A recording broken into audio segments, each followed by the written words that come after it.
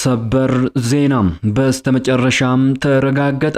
ሰራዊቱ ከአማራ ክልል እንዲወጣ ተወሰነ። ከፍተኛ ባለስልጣናትን ጨምሮ 17 የመንግስት አመራሮች ላይ እርምጃ ተወሰደ። ሰላም እንደምን አላችሁ የተወደዳችሁ የአዲስ ፖስት ቤተሰቦች፣ አዳዲስና ወቅታዊ መረጃዎችን ይዘን መጥተናል። በቅድሚያም አርዕስቶቹን እናስተዋውቃችሁ። በስተመጨረሻም ተረጋገጠ። ሰራዊቱ ከአማራ ክልል እንዲወጣ ተወሰነ። ለአመታት በአማራ ክልል ሰላም ለማስከበር በሚል የገባው የመከላከያ ሰራዊት ክልሉን ለቆ እንዲወጣ የመጨረሻ ውሳኔ መተላለፉ ተሰምቷል።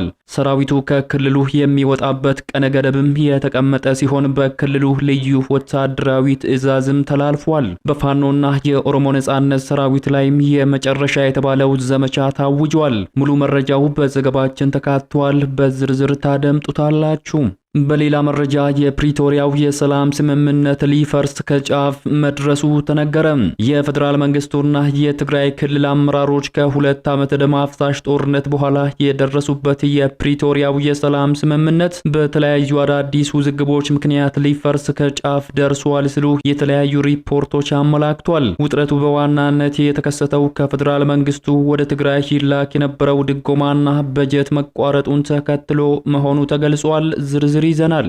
በተያያዘ መረጃ በሰሜን ኢትዮጵያ ዳግም ጦርነት ከመቀስቀሱ በፊት ድርድር እንዲደረግ ሂውማን ራይትስ ዋች ጠየቀ።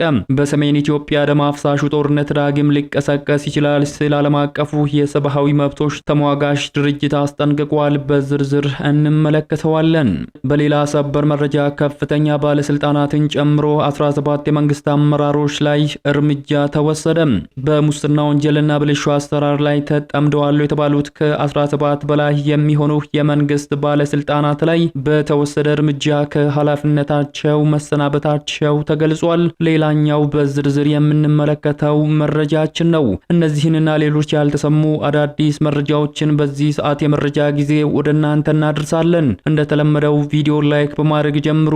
አዲስ የሆናችሁ ደግሞ ሰብስክራይብ በማድረግ አዳዲስና ወቅታዊ መረጃዎችን ያግኙ። አሁን ወደ ዝርዝር መረጃዎቹ ነው የምናመራው። በቅድሚያም የፕሪቶሪያው የሰላም ስምምነት ሊፈርስ ከጫፍ መድረሱ ተነገረ። የፌደራል መንግስቱና የትግራይ ክልል አመራሮች ከሁለት ዓመት ደም አፍሳሽ ጦርነት በኋላ የደረሱበት የፕሪቶሪያው የሰላም ስምምነት በተለያዩ አዳዲስ ውዝግቦች ምክንያት ሊፈርስ ከጫፍ ደርሷል ሲሉ የተለያዩ ሪፖርቶች አመላክተዋል። ውጥረቱ በዋናነት የተከሰተው በዲዲአር ወይንም ትጥቅ መፍታት ከሰራዊት ማሰናበትና መልሶ ማቋቋም ስምምነት መሰረት ለክልሉ ታጣቂዎች ከፌደራል መንግስቱ ይላክ የነበረው ድጎማና በጀት መቋረጡን ተከትሎ መሆኑ ተነግሯል። በሁለቱ ኃይሎች መካከል ዳግም እየተካረረ የመጣው ውጥረት ወደ ይፋዊ ጦርነት ሊሸጋገር ይችላል በሚል ከፍተኛ ስጋትም ተፈጥሯል። ይህ የዲዲአር በጀት መቋረጥ በክልሉ ውስጥ አዲስ የፋይናንስ ቀውስ የፈጠረ ሲሆን አብዛኞቹ የትግራይ ክልል የመንግስት ሰራተኞች የሁለት ወር ደሞዝ እንዳልተከፈላቸው ከጉዳዩ ቅርበት ያላቸው የመረጃ ምንጮች ተናግረዋል። ለዚህ ምክንያት አንድ ስማቸው እንዲጠቀስ ያልፈለጉ የክልሉ ባለስልጣን እንደተናገሩት የዲዲአር በጀቱ በመቋረጡ የክልሉ አስተዳደር ለህዝብ አገልግሎት ወይንም ለሲቪል ሰራተኞች የተመደበውን መደበኛ በጀት ለታጣቂ ኃይሎች ደሞዝ ክፍያ እያዋለ መሆኑንም አስረድተዋል። ምንም እንኳን ከፌደራል መንግስቱ የሚላከው መደበኛ በጀት ባይቋረጥም በክልሉ አመራሮች በኩል በጀት የማዘዋወር ስራ እየተሰራ መሆኑም የህዝብ አገልጋዮች ደሞዝ እንዲያጡ ማድረጉን የመረጃ ምንጩ አክሏል። ከቀናት በፊት የተለያዩ የመንግስት ሰራተኞች ደሞዛችን ይከፈል የሚል ተቃውሞ በተለያዩ የትግራይ ከተሞች ማሰማታቸው የሚታወስ ነው። ከዲዲአር በጀት መቋረጥ በተጨማሪ ከዚህ ቀደም የትግራይ ክልል ኃይሎች የአፋር ክልልን ድንበር ጥሰው የገቡ ቢሆንም በኋላ ላይ ለቀው ቢወጡም ድርጊቱ ራሱ በስምምነቱ ላይ የፈጠረ ስጋት ከፍተኛ እንደሆነ ተነግሮ ነበር። በሌላ በኩል የህዝቡን እንግልት አባብሷል የተባለው የነዳጅ እጥረት በክልሉ ተከስቷል። ምንም እንኳን ነዳጅ ወደ ክልሉ እየገባ መሆኑ ቢነገርም ነዳጁ የት እየገባ እንደሆነ አይታወቅም ያሉት ነዋሪዎች ህዝቡ በከፍተኛ የነዳጅ እጥረት እየተሰቃየ እንደሚገኝ አክለዋል። በክልሉ በተፈጠረው በዚህ አዲስ ውጥረትና አስተዳደራዊ ችግር ዙሪያ የጊዜያዊ አስተዳደሩ አካል የሆኑት ጀነራል ታደሰ ወረደ ዝምታን መምረጣቸው የተለያዩ ጥያቄዎችን አስነስቷል። ምንጮች አክለውም ጀነራሉ በጉዳዩ ላይ አስተያየት ከመስጠት መቆጠባቸው የተነገረው ምናልባትም በህወሓት ኃይሎች ተጽዕኖ ስር ወድቀው ይሆን የሚል ግምት እንዲፈጠር ማድረጉንም ዘገባዎቹ አመላክተዋል። በተያያዘ መረጃ በሰሜን ኢትዮጵያ ዳግም ጦርነት ከመቀስቀሱ በፊት ድርድር እንዲደረግ ተጠየቀ። በሰሜን ኢትዮጵያ ዳግም ጦርነት ከመቀስቀሱ በፊት ሁሉም የፕሪቶሪያ ስምምነት አደራዳሪ አካላትና ዋነኛ የኢትዮጵያ አጋሮች አፋጣኝ ምላሽ እንዲሰጡ ሂዩማን ራይትስ ዎች ጥሪ አቅርቧል። የፌደራል መንግስቱና ህወሓት በክልሉ ያለውን ሁኔታ በተመለከተ ጦርነት ሊከፈትብኝ ነው በሚል አንዱ ሌላውን በተደጋጋሚ ሲከስትና ለዓለም አቀፉ ማህበረሰብ የሽምግልና ጥሪዎች ሲያቀርቡ መቆየታቸውን ተከትሎ ደም አፍሳሹ ጦርነት ዳግም ሊቀሰቀስ ይችላል ሲል ዓለም አቀፉ የሰብአዊ መብቶች ተሟጋች ድርጅት ሂዩማን ራይትስ ዎች አስጠንቅቋል። መቶ ሺዎችን ለእልቂት ያዳረገውና የጦር ወንጀሎችን ጨምሮ ሌሎች አስከፊ የሰብአዊ መብት ጥሰቶች የተፈጸመበት ደም አፍሳሹ የትግራይ ክልል ጦርነት ዳግም እንዳያገረሽ ጦርነቱ ከመቀስቀሱ በፊት ሁሉም ዓለም አቀፍ የፕሪቶሪያ ስምምነት ዋነኛ ዋስትና ሰጪዎችና የኢትዮጵያ አጋሮች አፋጣኝ ምላሽ እንዲሰጡ ተቋሙ ጥሪውን አቅርቧል።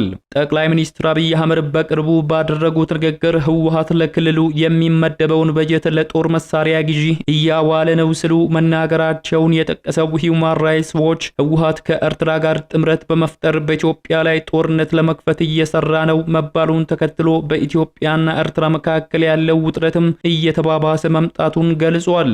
ለጉዳዩ ቅርብ የሆኑ ዲፕሎማቶችና ተንታኞች በሁለቱ ሀገራት መካከል ያለው አለመግባባት በጊዜ መፍትሄ የማያገኝ ከሆነ ውጥረቱ እየተባባሰ መምጣቱ ጦርነት የሚቀሰቅስ ከሆነ ቀጠናው አንድ ከተቀሰቀሰ መመለሻ ወደሌለው ወደ ማያባራ የግጭትና ጦርነት ቀውስ ውስጥ ሊከት እንደሚችል ማስጠንቀቂያ አውጥቷል። ወደ ሌላኛው ሰበር ዜናችን ስናመራ በስተመጨረሻም ተረጋግጧል። ሰራዊቱ ከአማራ ክልል እንዲወጣም ተወስኗል። ለአመታት በአማራ ክልል ሰላም ለማስከበር በሚል የገባው የመከላከያ ሰራዊት ከክልሉ እንዲወጣም የመጨረሻ ውሳኔ መተላለፉ ተሰምቷል። ሰራዊቱ ከክልሉ የሚወጣበት ቀነ ገደብም የተቀመጠ ሲሆን በክልሉ ልዩ ወታደራዊ ትዕዛዝም ተላልፏል። በፋኖና የኦሮሞ ነጻነት ሰራዊት ላይም የመጨረሻ የተባለ ዘመቻ ታውጇል። መንግስት መከላከያ ሰራዊትን ወደ አንድ ማዕከል ሊሰበስብ መሆኑ ተነግሯል። ይህንን ለማከናወን ደግሞ የቀነ ገደብ መቀመጡ ተነግሯል። ፊልድ ማርሻል ብርሃኑ ጁላና የጦር ኃይሎች ዋና አዛዥ ጠቅላይ ሚኒስትር አብይ አህመድ ለሰራዊቱ ከፍተኛ መሪዎች ትዕዛዝ ሰጥተዋልም ተብሏል። ከዚህ ቀደም በተደጋጋሚ በአማራና ኦሮሚያ ክልል የተሰማሩ የመከላከያ ሰራዊት አባላት በክልሎች ሌሎች የወታደራዊ ኃይሎችን በማሰማራት እንደሚወጡ ሲገለጽ የቆየ ቢሆንም እስከዛሬ ድረስ ሳይተገበ ቆይቷል። ይሁን እንጂ ሰራዊቱ ከተለያዩ ክልሎች በመውጣት ወደ አንድ ማዕከል እንዲሰበሰቡ የመጨረሻ ውሳኔ መተላለፉን የሚገልጽ መረጃ ወጥቷል። ከታህሳስ 2018 ጀምሮ የመከላከያ ሰራዊቱን ከአማራና ኦሮሚያ ክልሎች የማስወጣት እቅዶች መያዙን ወታደራዊ ምንጮችም ገልጸዋል። ከሰሞኑ ከወታደራዊ አመራሮች ጋር ጥብቅ ውይይት መደረጉ የተነገረ ሲሆን በዚህ ውይይትም በአማራና ኦሮሚያ ክልል እየተደረጉ በሚገኙ ውጊያዎች ላይ ሰራዊቱ እስከ ህዳር 30 ድረስ ልዩ ኦፕሬሽን እንዲፈጽም ትዕዛዝ ተሰጥቶታል ተብሏል። በሁለቱ ክልሎች የሚገኙ ታጣቂ ቡድኖች ላይ እስከ ህዳር 30 ልዩ ኦፕሬሽን ከተፈጸመ በኋላ ሰራዊቱ ከታህሳስ መጀመሪያዎቹ ቀናት ጀምሮ ወደ ማዕከል እንዲሰበሰቡ እቅድ ተይዟል ነው የተባለው። ይህንን እቅድ በስኬት ለማጠናቀቅ ደግሞ ለሰራዊቱ አመራሮች ትዕዛዝ ተላልፈዋል ሲሉ የመረጃ ምንጮች አክለዋል። በዚህም እስከ ህዳር 30 ድረስ ባሉት ቀናት በፋኖና የኦሮሞ ነጻነት ሰራዊት ላይ የመጨረሻ የተባለው ዘመቻ እንደተጀመረ ተጠቁሟል። በዚህም እስከ ህዳር 30 ድረስ ይቆያል የተባለው በፋኖና የኦሮሞ ነጻነት ሰራዊት ላይ የመጨረሻ የተባለው ዘመቻ መጀመሩ ተጠቁሟል። ይህንን ልዩ ዘመቻ ሰራዊቱ እንዳጠናቀቀ ሁለቱን ክልሎች በክልሉ ሰልጥነው ለተዘጋጁ አድማ ብተናና ሚሊሻ ኃይሎች ክልሎቹን አስረክበው እንደሚወጡ ነው የተነገረው። ከዘመቻው መጠናቀቅ በኋላ በሁለቱ ክልሎች በስፋት የተሰማሩት የሰራዊቱ አባላት ወደ ማዕከል በማሰባሰብ አዲስ ፕሮፌሽናል የማድረግ ልዩ ስልጠና እንደሚሰጣቸውና ለአዲስ ግዳጅም እንደሚዘጋጁ ነው የተብራራው። ይህንን ለማድረግ ለክልሎች የሚሊሻ የፖሊስና የጸጥታ ኃይሎች መመሪያ እንዲወርድና ድጋፍ እንዲደረግላቸው ተወስኗል። ከዚህ ጎን ለጎንም ሰራዊቱ የሚያስፈልገውን ትጥቅና የጎደሉትን ተተኳሾችን እንዲያሟሉ ይደረጋል መባሉን የመረጃ ምንጮች አክለዋል።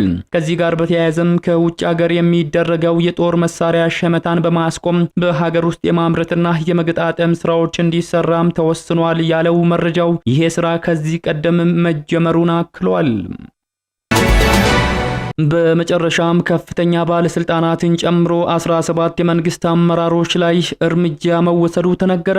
በሙስናና ብልሹ አሰራር ላይ ተጠምደዋል የተባሉት ከ17 በላይ በሙስና ወንጀልና ብልሹ አሰራር ላይ ተጠምደዋል የተባሉት ከ17 በላይ የሚሆኑ የመንግስት ባለስልጣናት ላይ በተወሰደው እርምጃ ከኃላፊነታቸው መሰናበታቸው ተገልጿል። ከብልሹ አሰራር ጋር በተያያዘ በ17 ባለሙያዎች በሐሰተኛ መረጃ ለመገልገል በሞከሩ 188 ተገልጋዮች ላይም ህጋዊ እርምጃ መወሰዱን የአዲስ አበባ ከተማ የሲቪል ምዝገባና ነዋሪነት አገልግሎት ኤጀንሲ ገልጿል። በኤጀንሲው የስነ ምግባርና ጸረ ሙስና ዳይሬክተር ወይዘሮ አስናቀች ሙሄ እንደተገለጸው ተቋሙ አገልግሎት የሚሰጠው በሲስተም መሆኑን ጠቅሰው ይህም ከማዕከል ሆኖ ወረዳ ላይ እየተሰጡ ያሉ አገልግሎቶችን ማየት የሚያስችል ነው ብለዋል።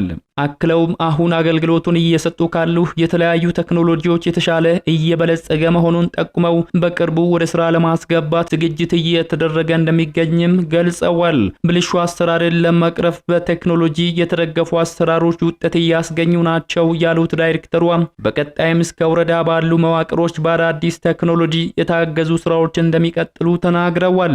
በዚህም ከብልሹ አሰራር ጋር በተያያዘ በ2018 በጀት ዓመት የመጀመሪያ ሩብ ዓመት ከ17 በላይ የተቋሙ አመራሮችና ባለሙያዎች ላይ እርምጃ መወሰዱንና ጉዳዩ በሕግ ሂደት ላይ የሚገኝ እንዳለም ጠቅሰዋል።